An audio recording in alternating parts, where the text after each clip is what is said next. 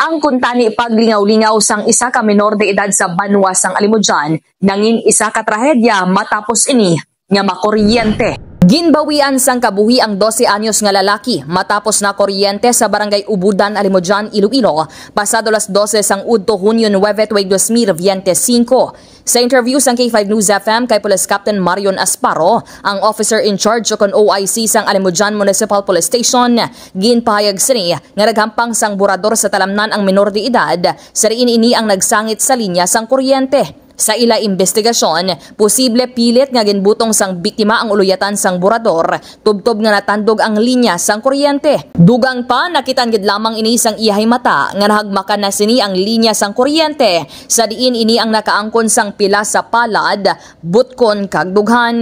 Gindala pa ini sa Alyosan District Hospital apang gindeklarar nga dead on arrival kon DOA. Base pa kay Asparo, mataas man ang linya sang kuryente nga posible nagluyon sa padayon sini nga pagbutong. Padayon pa ang maidiid nga investigasyon sang kapulisan agud matumod kon may dapat bala manabat sa nasambit nga insidente. Si Police Captain Marion Asparo. Kakaputis sa kuryente tapos nahagmakan niya ni ang kuan ng kuryente hamo siya na kupakita ka sa picture ang iya nga chest diri may agi sang kuryente, ma'am. Taas ma'am, dito nakasangit ang kuan ang iyang burador. Oo, ginbutong niya, ang butong niya. May posibilidad na nga kasi nga gintubo niya tapos mo na nakaptan niya ang kuan, nakaptan niya ang kuryente both hands. Tapos kay na kuryente, amo na sa wala na sa wala na sa nakapangimbuya. Tungod sa kabukan tuon kay medyo dako ng bata.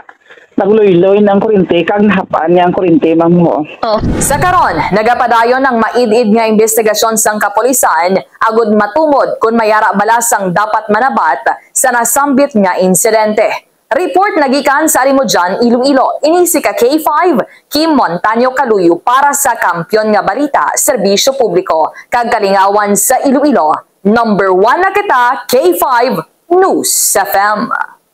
News is brought to you by. Do you feel tired all the time? Do you have frequent infections? Do you have always cold? It's a sign of low immune system. Boost your immune system with Clinica D3 Bio. Antibacterial, natural antioxidant, immune system booster. Clinica D3 Bio has vitamin D3, lauric acid, and monolurine to fight against all viruses. Try Clinica Vitamin D3 with Coccus nocifera.